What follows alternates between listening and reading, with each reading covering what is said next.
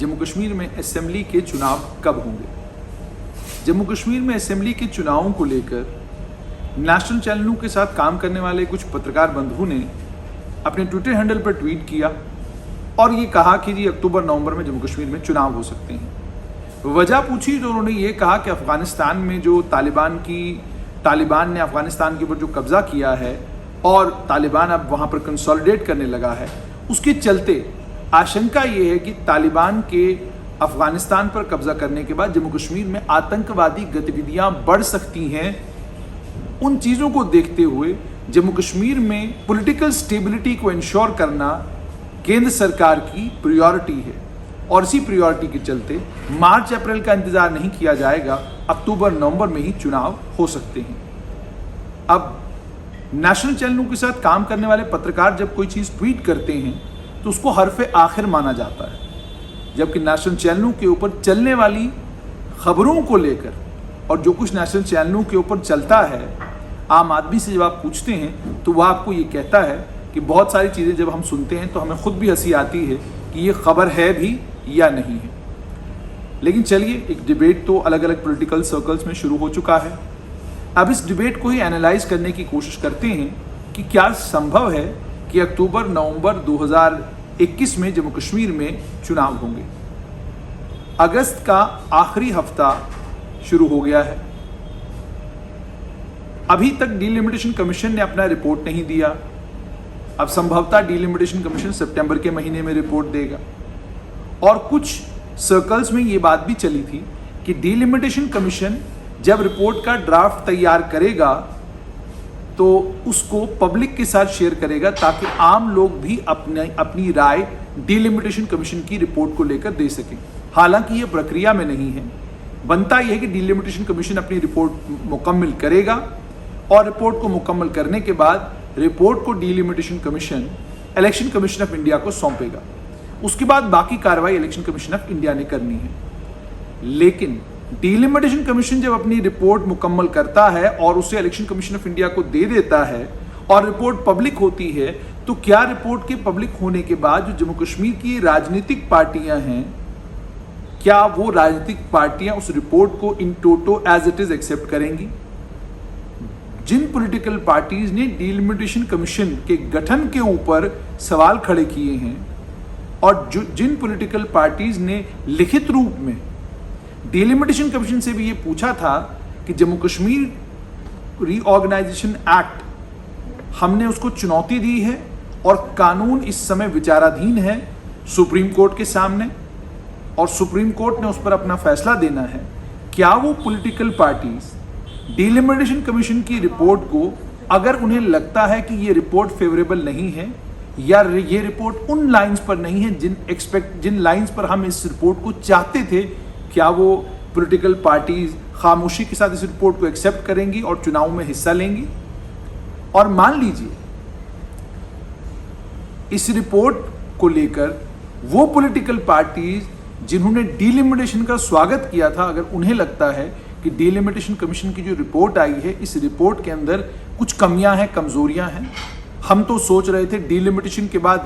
इस संभाग की इतनी सीटें और इस संभाग की इतनी हो जाएंगी, वो वैसा तो कुछ हुआ नहीं, क्या वो लोग विरोध नहीं करेंगे? और क्या ये विरोध की स्थिति अगर उत्पन्न हो जाती है तो क्या इसको 10-15 दिन में या 10-12 दिन में एड्रेस किया जा सकता है? और क्या उसके बाद इलेक्शन कमीशन ऑफ इंडिया एकदम से इलेक्शंस अनाउंस करेगा, वो भी जम्मू कश्मीर जैसे यूनियन टेरिटरी में, जहां पर आपको आतंकवाद से भी लड़ाई लड़नी है, सिक्योरिटी के भी पुख्ता इंतजाम करने हैं, जहां पर आपको एक ब्रॉड बेस्ड सिक्योरिटी नेटवर्क तैयार करना है, जिस ब्रॉड बेस्ड सिक्योरिटी नेटवर्क के जरिए आप ये इंश्योर कर सकें कि जम्मू कश्मीर में चुनाव जो हैं वो शांतिपूर्ण हो। और जम्मू कश्मीर के चुनावों पर सिर्फ केंद्र सरकार की नज़र नहीं होगी, बल्कि जम्मू कश्मीर के चुनावों के पर विश्व भर की नज़रें होंगी कि भाई चुनाव किस तरीके से होते हैं, लोग कितने % चुनाव में पार्टिसिपेट करेंगे। पार्टिसिपेशन बहुत बढ़िया हुई तो जाहिर सी बात है केंद्र सरकार की वाहवाही होगी और उस बढ़िया पार्टिसिपेशन को इंश्योर करने के लिए केंद्र सरकार को एक एनवायरनमेंट जम्मू कश्मीर में उस तरह का बनाना होगा सिक्योरिटी एनवायरनमेंट इस तरह का तैयार करना होगा जिसमें कैंडिडेट्स कम से कम कॉन्स्टिट्यूंसीज में आसानी के साथ मूव कर सकें, वोटर तक पहुंच सकें। ये सारा माहौल, ये सारी फिजा बनानी होगी, सिक्योरिटी की डिप्लॉयमेंट होगी। इन तमाम चीज़ों को जब आप ध्यान में रखते हैं तो आपको समझ में आता है कि जम्मू कश्मीर के चुनाव को लेकर अगर चुनाव अक्टूबर नवंबर में होने वाले होते तो अगस्त के महीने से ही आपको लगता कि मौसम चुनावों का बन रहा है, कि सिक्योरिटी का बंदोबस्त होना शुरू हो जाता और मिड सितंबर तक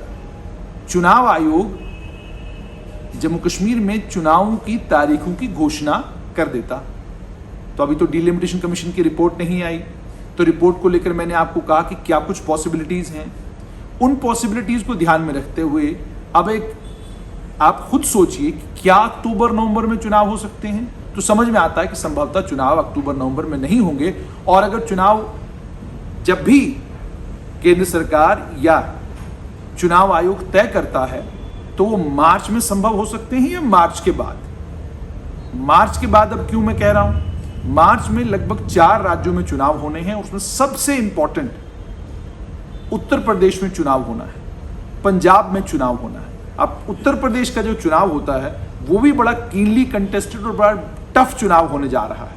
वो भी सुरक्षा के लिए एक बहुत बड़ी चुनौती आने वाला है। तो क्या इतने बड़े पैमाने पर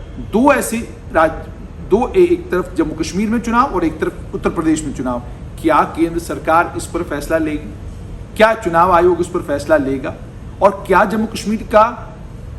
गृह विभाग, होम डिपार्टमेंट इसकी इजाजत देगा? क्या वो ये कहेगा कि जी हम ठीक है, तैयार हैं, मार्च में चुनाव कराइए? तो जब इन सारे समीकरणों को आप देखते हैं तो आपको समझ में आता है कि संभवतः मार्च में चुनाव होंगे, लेकिन वो चुनाव फिर केंद्र सरकार के लिए बहुत बड़ी चुनौती होंगे, क्योंकि 4 राज्यों में चुनाव और 5वां राज्य भी उसमें जब जुड़ जाएगा, 5 राज्यों में एक साथ चुनाव कराना, आप यूं समझ लीजिए 2024 के लोकसभा के चुनावों से